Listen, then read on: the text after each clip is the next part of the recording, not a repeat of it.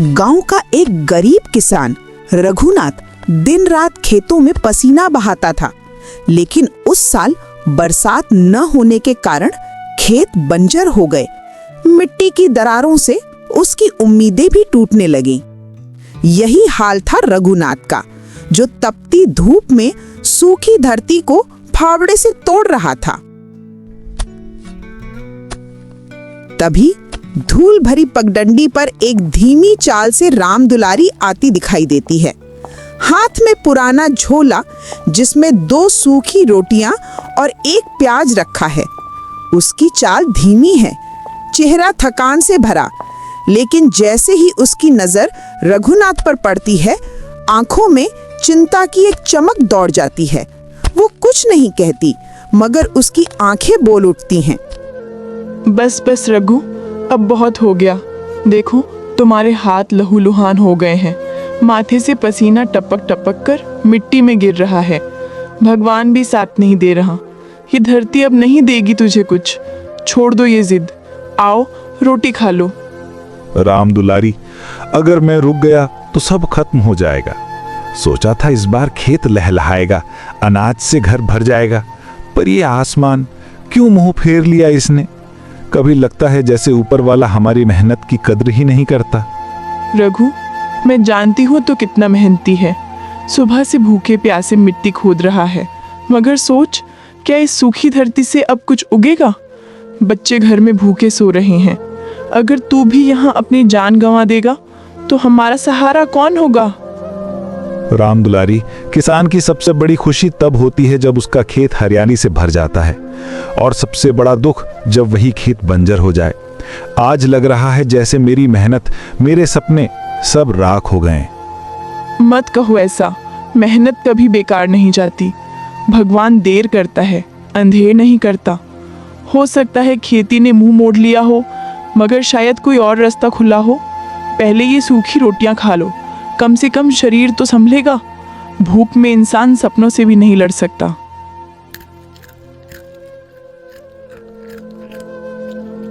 ये रोटी सूखी जरूर है, लेकिन इसमें तेरे हाथों की ममता है। काश बच्चों को भी कभी ये सूखी रोटी ना देखनी पड़े। काश मैं उनके लिए मीठा दूध, गरम रोटियां और घी ला पाता। शाम का धुंधलापन छाने लगा था। सूखी धरती पर किसान की थकान भी फैल चुकी थी। अब वो घर लौट रहा था, शरीर में थकान मगर मन में सवालों का तूफान लिए। रघु, अब आगे क्या करेंगे? गांव के कई किसान तो शहर की ओर निकल पड़े हैं। कोई मजदूरी कर रहा है, कोई रिक्शा चला रहा है। क्या तू भी यही सोच रहा है? शहर जाना मतलब अपने खेत से मुंह मोड़ना। ये खेत मेरे बाप दादाओं की निशानी है, मैं इन्हें कैसे छोड़ दूं राम दुलारी। हाँ, लेकिन अब बच्चों के पेट की खातिर कुछ करना होगा। सोच रहा हूँ खेत से नहीं, किसी और हुनर से रोजी कमाऊं। हुनर? मगर तेरे पास खेती के अलावा और कौन सा हुनर है? राम दुलारी, हुनर है, और वो है मेहनत, और हाँ, तेरे हाथों का स्वाद। सोच रहा हूँ क्यों ना छोटे मोटे खाने पीने का काम शुरू करूं। राम दुलारी, क्या आटा और थोड़ी सब्जी बची है? थोड़ा बहुत है, लेकिन क्यों पूछ रहे हो? आज रात हम समोसे बनाएंगे। सुबह मैं उन्हें गांव के हाट में बेचूंगा। शायद यही हमारी नई शुरुआत हो। समोसे? रघु, ये सब तो बड़े शहरों में बिकते हैं, गांव में कौन खरीदेगा? क्यों नहीं खरीदेगा? भूख यहाँ भी है, स्वाद यहाँ भी है। अगर हमारी मेहनत सच्ची होगी तो ऊपर वाला भी मदद करेगा। कम से कम कोशिश तो करनी चाहिए। रात का समय। गरीब का चूल्हा अक्सर अधूरा जलता है, लेकिन उस रात रघुनाथ और उसकी पत्नी के दिल में उम्मीद की आग जल रही थी। वही उम्मीद उनके समोसों का मसाला बनी। रघु, मैं सोच भी नहीं सकती थी कि कभी मैं समोसे बना रही होंगी। खेतों की औरतें तो रोटियां सेकती हैं, पर समोसे? राम दुलारी, जिंदगी हमें वही करवाती है जो हम सोच भी नहीं पाते। किसान जब खेती छोड़कर मजदूरी कर सकता है, तो किसान की पत्नी समोसे क्यों नहीं बना सकती? पर स्वाद कैसा बनेगा? कहीं लोग हंस ना दे। तेरे हाथ का स्वाद कोई हंसने वाली चीज नहीं, लोग उंगलियां चाटेंगे। बस भरोसा रख। गरीबी के घर में पहली बार भूख को मात देने वाली खुशबू फैली थी। वो महक सिर्फ आटे आलू की नहीं थी, बल्कि उम्मीद की थी। रघुनाथ टोकरी में गरम समोसे रखकर सिर पर उठाता है। कपड़े फटे पुराने हैं, मगर चेहरे पर उम्मीद है। जब आदमी हार कर भी उम्मीद लेकर चलता है तो उसके कदमों में थकान नहीं होती। उस सुबह रघुनाथ सिर्फ टोकरी नहीं, अपने बच्चों का भविष्य लेकर गांव की ओर जा रहा था।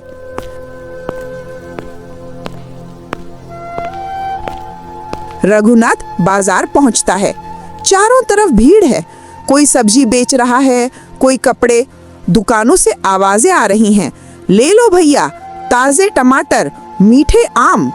रघुनाथ एक कोने में अपनी टोकरी रखकर खड़ा हो जाता है और जोर जोर से आवाजें लगाता है। आइए आइए, गर्मा गर्म समोसे, आलू के समोसे, एक बार खाओगे तो बार बार आओगे। अरे देखो, किसान समोसे बेच रहा है। गांव के लोग उसे किसान मानते थे, दुकानदार नहीं। उनकी हंसी ने उसकी उम्मीदों को जैसे मिट्टी में मिला दिया। इसी तरह पूरा दिन गुजर जाता है। धूप ढलती है, पर रघुनाथ की उम्मीदें नहीं। समोसे से भरी टोकरी सुबह जितनी भारी थी, शाम को भी उतनी ही भारी रह जाती है। एक भी समोसा नहीं बिकता। रघुनाथ की आंखों में थकान है, मन में निराशा। वो टोकरी उठाता है जैसे अपने सपनों का बोझ उठाता हो। धीरे धीरे कदम बढ़ाता है घर की ओर। हर कदम पर एक सवाल, क्या कल कुछ बदलेगा? कोशिश तो बहुत की, पर लगता है किस्मत ने मुंह मोड़ लिया। अब तो समोसे भी रूठे हैं मुझसे, जैसे ये जमीन भी मेरी उदासी में डूब गई हो। पर रघुनाथ हारता नहीं। वो जानता है हर शाम के बाद एक नई सुबह आती है। शायद कल कोई भूखा होगा, शायद कल कोई मुस्कुराएगा।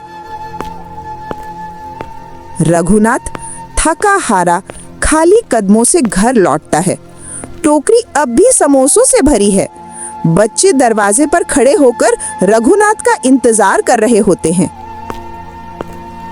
पिताजी, सारे समोसे तो बिक ही गए होंगे। मेरे लिए दूध और गुड़ तो लाए ना। नहीं बेटा, आज कोई समोसा खरीदने नहीं आया। शायद कल। बच्चे उदास होकर चुप हो जाते हैं।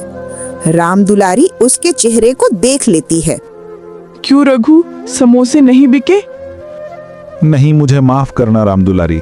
लोग हंस रहे थे मुझ पर, कह रहे थे किसान समोसे बेचेगा। राम दुलारी, मैं तो सोच रहा था अब सब खत्म हो गया। खेत सूख गए, धंधा भी न चला, अब बच्चों का पेट कैसे भरूंगा? रघु, असफलता का मतलब ये नहीं कि रास्ता बंद हो गया है। ये तो बस इशारा है कि नया रास्ता तलाशना पड़ेगा। तुम हिम्मत मत हारो। मुझे एक उपाय याद आ रहा है। गांव के बाहर जंगल में एक साधु बाबा रहते हैं। लोग कहते हैं कि उनके पास हर मुश्किल का हल है। तू कल उनसे मिलकर देख, शायद कोई रास्ता बता दे। साधु बाबा? और अगर उन्होंने भी कुछ ना किया तो? कम से कम कोशिश तो होगी। हार मानकर बैठने से तो बेहतर है। रघुनाथ ठान लेता है कि वो सुबह साधु बाबा के पास जाएगा।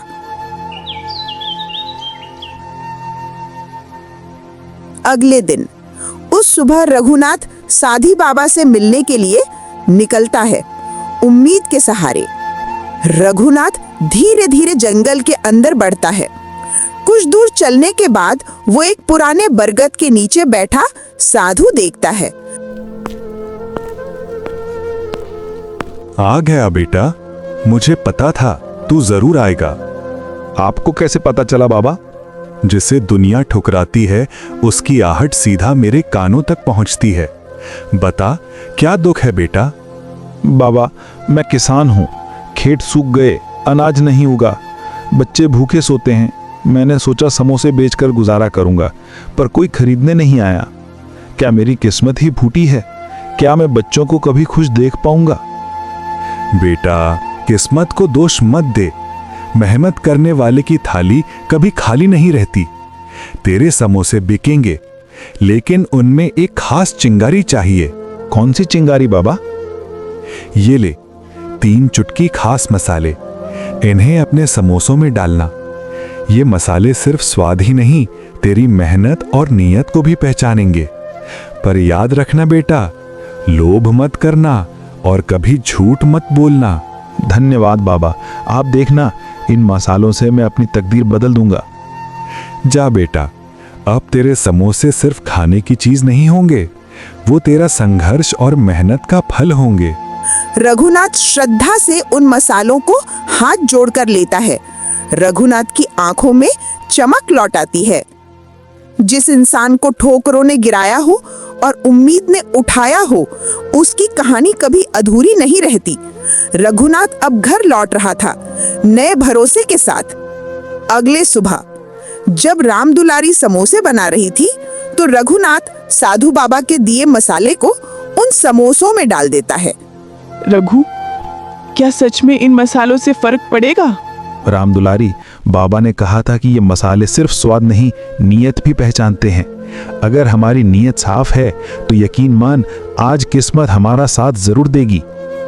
रघुनाथ फिर से टोकरी में ताजे और गरम समोसे रखकर गांव में निकलता है। रघुनाथ के चेहरे पर अब डर नहीं, बल्कि अब चमक थी।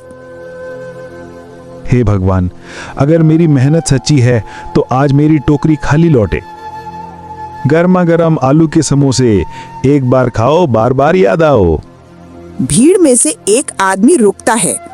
वो संदेह से एक समोसा लेता है, खाता है। समोसा खाते ही उसकी आंखें चौड़ी हो जाती हैं।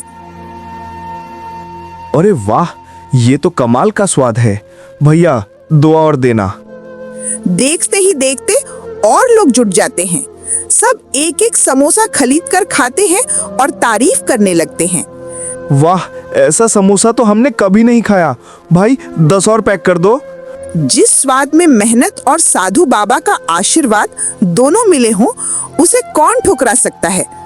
भीड़ रघुनाथ के ठेले पर टूट पड़ती है। बच्चे, बूढ़े, औरतें सब समोसे खरीद कर खाते हैं। देखते ही देखते उसकी टोकरी जल्दी खाली हो जाती है।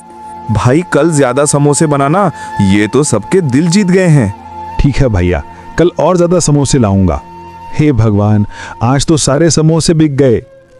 रामदुलारी, और बच्चों के लिए दूध, गुड़ और कपड़े भी ला सकूंगा। बेटा, तुझे देखकर खुश हूं। तेरी मेहनत, ईमानदारी और निष्ठा ने न केवल तेरा काम सफल किया, बल्कि गांव में दूसरों के लिए भी मिसाल कायम की। बाबा, आपका आशीर्वाद ही मेरी ताकत था। अब मैं मेहनत और ईमानदारी के साथ अपने बच्चों का भविष्य संवारूंगा। याद रख, मेहनत और सच्चाई कभी बेकार नहीं जाती। देखा रघु, मैंने कहा था ना, कोशिश मत छोड़ो। आज बच्चों के चेहरे पर मुस्कान है, घर में खुशियां हैं।